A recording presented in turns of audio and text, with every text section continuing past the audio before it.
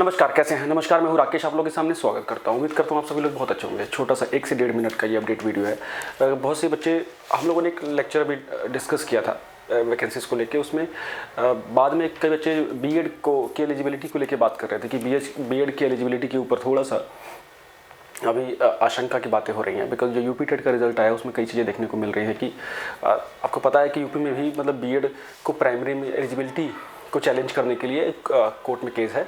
तो उसमें यही प्रोविज़न था कि जो कोर्ट का फैसला होगा उसके अकॉर्डिंग ही रिजल्ट को माना जाएगा।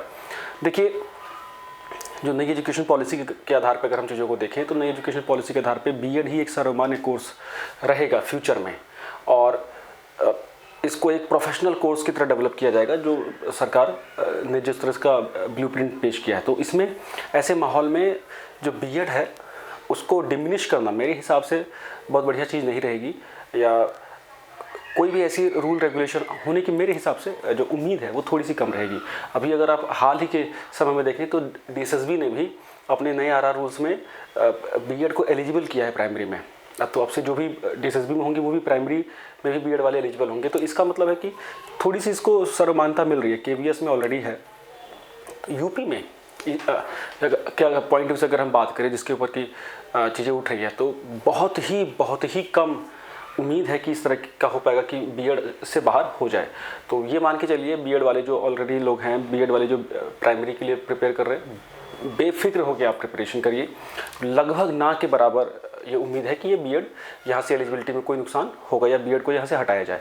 ऐसा होने की संभावना बिल्कुल ना के बराबर है। तो निश्चिंत होकर इस कन्फ्यूज़न से आप बाहर निकलिए और इस भ्रम की स्थिति से बाहर निकलिए। अदरवाइज आपके कुछ अच्छे जो समय है, अच्छे प्रिपरेशन के टाइम वो ख़राब हो जाएंगे। निश्चित रूप से आप एलिजिबल रहेंगे, बिल्कुल फिक्र मत करिए आप लोग।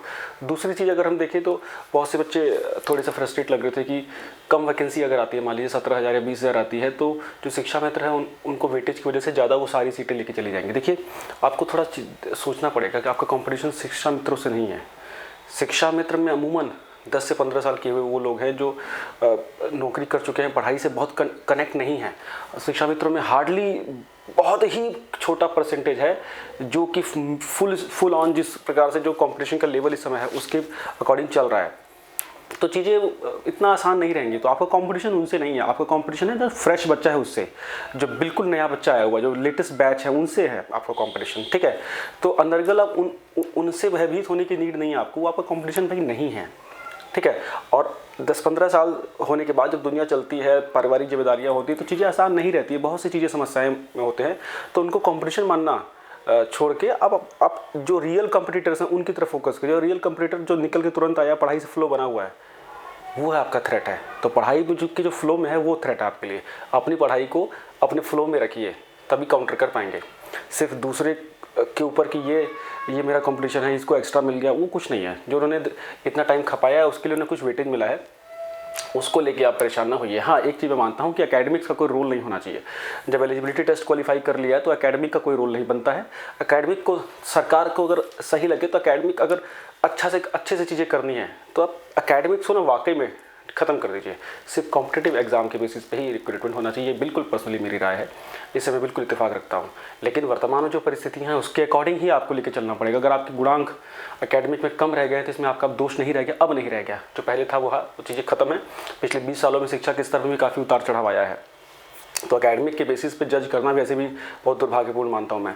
होना चाहिए एग्ज़ाम के बेसिस पे। जिस समय की ग्रेजुएशन या पीजी के लिए अब सीधे लगभग हर देश के हर जगह पे लगभग एंट्रेंस होने जा रहा है, तो इसमें भी चीज़ों को सोचना चाहिए।